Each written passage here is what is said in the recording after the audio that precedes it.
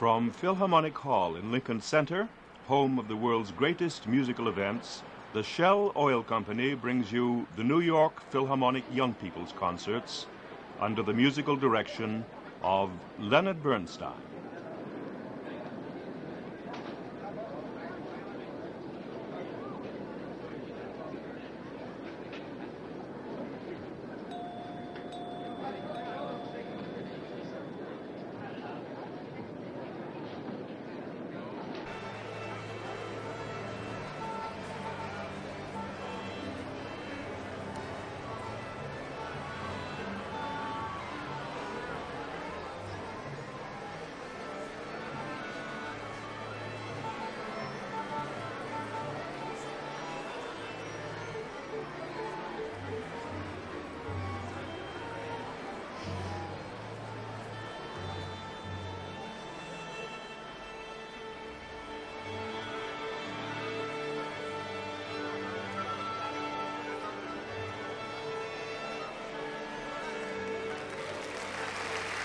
And here is Mr. Bernstein.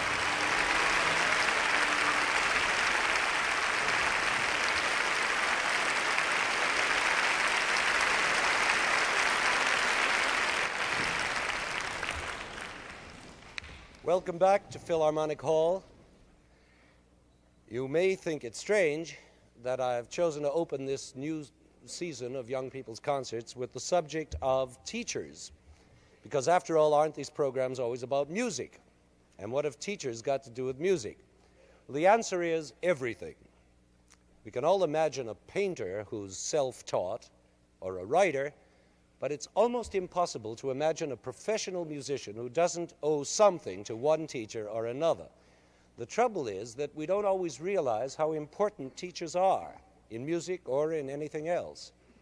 Teaching is probably the noblest profession in the world, the most unselfish, difficult, and honorable profession. But it's also the most unappreciated, underrated, underpaid, and underpraised profession in the world. And so today we are going to praise teachers. And the best way I can think of for me to do this is by paying tribute to some of my own teachers who over the last 30 years or so have given me so much joy and inspiration. I want to begin with a teacher who is still one of the strongest influences in my life, even though he has already been dead for 12 years. I refer to Serge Koussevitzky. I'm not sure how many of you young people know that famous name, but you certainly ought to, because he was one of the greatest conductors of all time, and for 25 years led the magnificent Boston Symphony Orchestra to a position where it came to be known as the finest orchestra in the world. And on top of that, he created the famous summer school at Tanglewood, known as the Berkshire Music Center, and it was there in 1940, it's a long time ago, that I was lucky enough to become his pupil and eventually his close friend. I'd like to start our music today with a tribute to his memory. Koussevitzky was a Russian, and he dearly loved Russian music. So we're going to play a Russian piece that was a great favorite of his, the lovely, quiet prelude to Mussorgsky's opera Khovanshchina. Now that's a long name, but it's a very short piece which describes the sunrise on the Moscow River. Everything still and sleepy, interrupted only by the occasional crowing of roosters and the booming of bells from the Moscow steeples. When Koussevitzky played this music, he somehow managed to produce an almost magic spell, which we, his students, still carry around with us in our ears. And his performance remains a model that we can strive all our lives to equal. Now here's the prelude to Mussorgsky's opera Khovanshchina.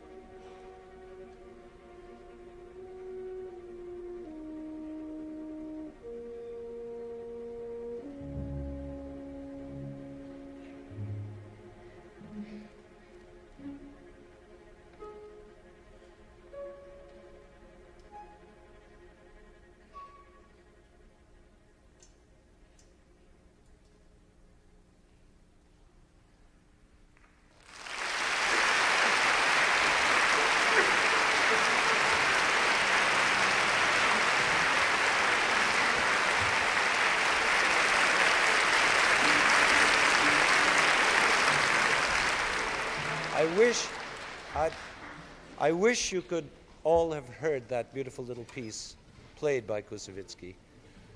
It was magical.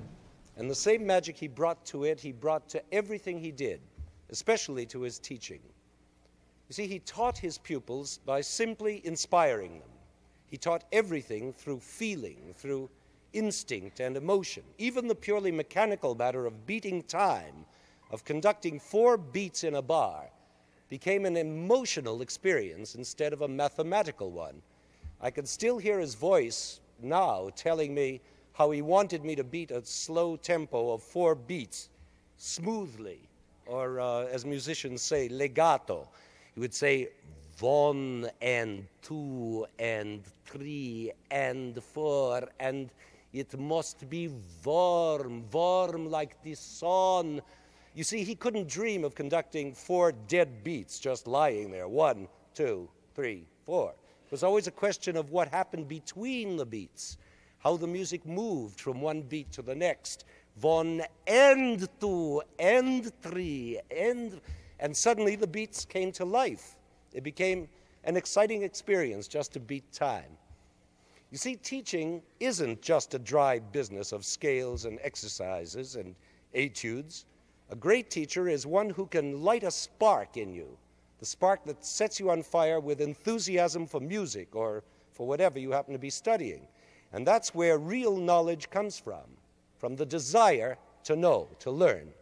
For instance, you can study the history of the Civil War till you're blue in the face, memorizing battles and generals and dates and places.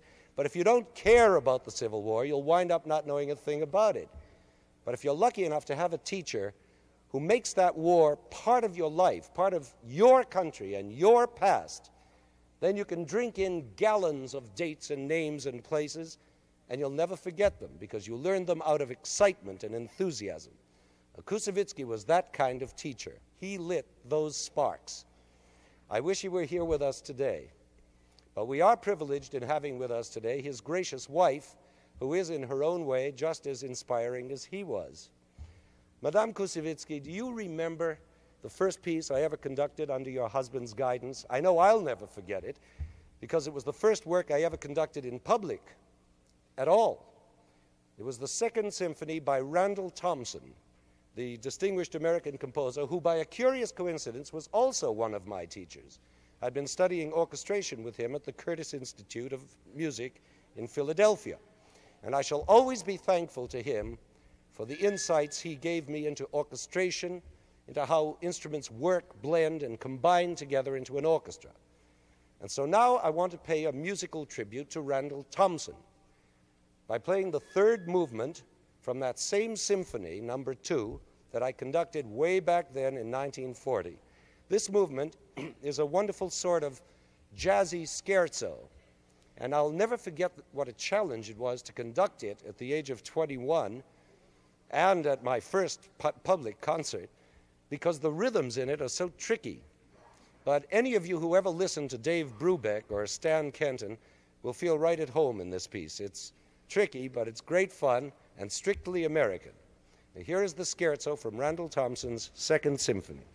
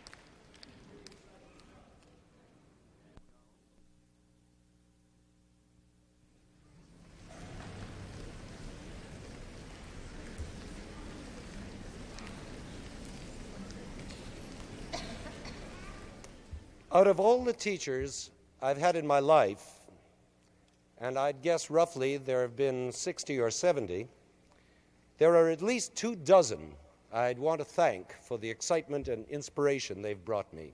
Of course, I can't do that today. There isn't time.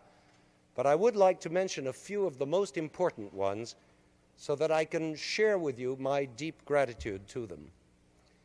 For instance, there was the great Professor David Prohl at Harvard, who taught me philosophy and aesthetics like a blazing illumination.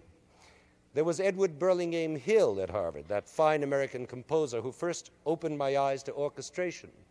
Heinrich Gebhardt, the great piano teacher of Boston, who made every lesson a ride on a magic carpet. There was Isabella Vengerova. Oh, how I miss that great lady, that adorable tyrant who forced me to listen to myself when I played the piano. And so many others. Richard Steur, Susan Williams. I won't go on with this list of names, but I am happy to say that some of them have been kind enough to come here today and be with us, and for that I feel proud and honored. We have here in the hall, for example, Philip Marson, who long years ago at Boston Latin School drew back the curtain for me on the wonders of the English language, of poetry and rhythm, and through his love of words made me fall in love with them too. And here is Helen Coates, who 30 years ago gave me my first really important piano lessons, and who for almost 20 years now has been my devoted and overworked secretary. And René Longy, who taught me the art of reading orchestra scores at the Curtis Institute, and who shared with me so many exciting discoveries in the realm of modern music. And Tilman Merritt, whose brilliant and original way of teaching counterpoint and harmony I have never found equaled. He was also my tutor at Harvard, and I owe him a particular debt of gratitude. But I want to make now a very special tribute to one of the foremost composers of our country, Walter Piston, because this season he's celebrating his 70th birthday. Anyone who has ever had the good fortune to study with Piston at Harvard College can never forget the deep understanding of music he was able to communicate, or for that matter, the deep belly laughter that went with all our classes. He's certainly one of the wittiest minds I have ever known. And in honor of his 70th birthday, we are going to play his most popular piece, the suite from his ballet, The Incredible Flutist. Now, I'm not going to bother you with the story, except to say that it's about a circus that arrives in a sleepy Spanish town, and that one of the circus acts is a flute player who wakes the town up. But never mind about that. Everybody dances tangos and fandangos and minuets and Spanish waltzes and polkas, and it doesn't really matter why. The music is what's important, and it's a delight to hear this music. Now, here is Walter Piston's ballet suite, The Incredible Flutist, which we are playing as a birthday tribute to a marvelous composer, a lovable man, and an inspired teacher.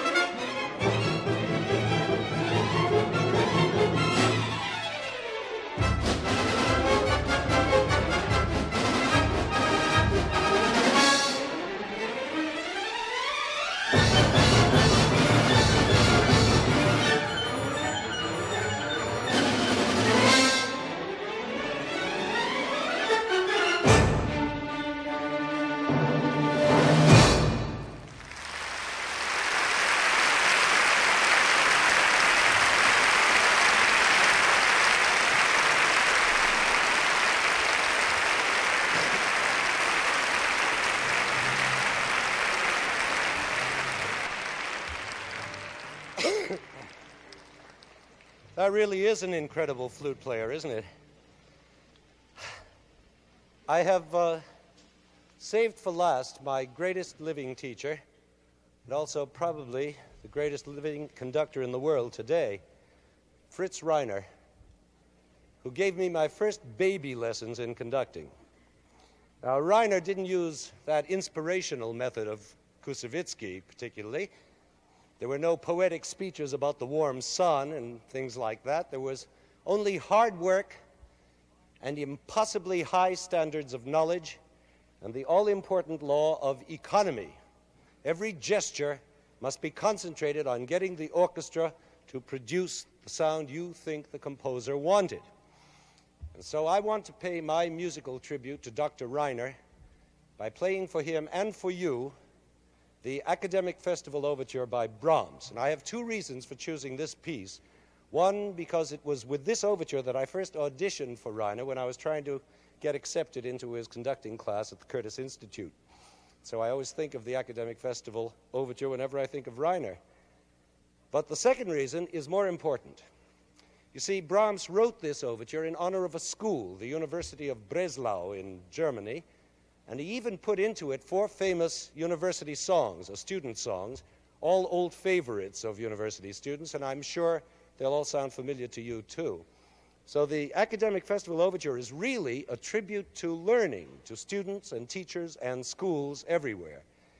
And it's in that spirit that we play it now to honor not only Fritz Reiner, but all the great teachers on earth who work so hard to give young people a world that is a better, richer, and more civilized place. Mr. Bernstein has asked us to tell you that in the short time since the taping of this program, Fritz Reiner died after a short illness. He would have been 75 years old next month.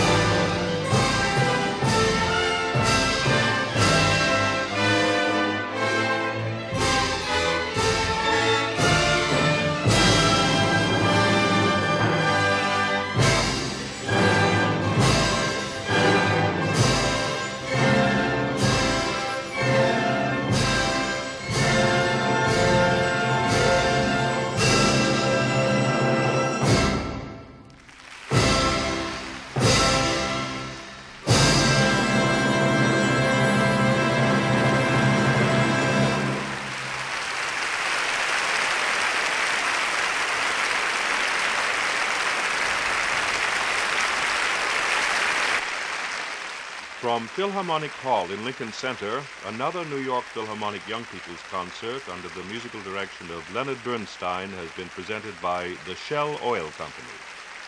This first program of the season was a tribute to teachers and featured works by Mussorgsky, Randall Thompson, Walter Piston, and Brahms. The next program in the Young People series will take place in 4 weeks on Monday, December 23rd, at which time Mr. Bernstein will present Young Performers.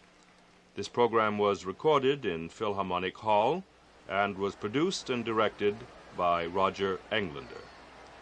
Starting Sunday afternoon, January 19th, Shell's Wonderful World of Golf returns to the air, featuring the world's leading golfers playing the world's most beautiful and difficult courses.